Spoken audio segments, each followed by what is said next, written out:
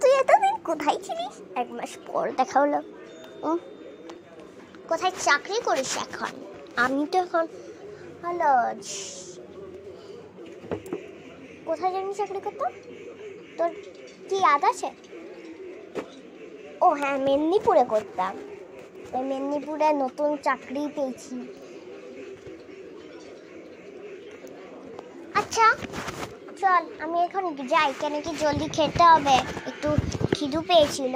আমার মা তো নেই ঘরে, আমার বাবা তো অফিসে গেছে, কেউ নেই ঘরে, শুধু আমার ছোট্ট বোন আছে। বোনটা তো রান্না করতে পারে না, চকলেট খায় খায় হয়ে যায়। তো কি হলো, যাই এখন আমি খেয়ে নিই, পরে দেখা হবে আবার। টাটা, আমি আসছি, ভালো করে থাকবি, খাবি।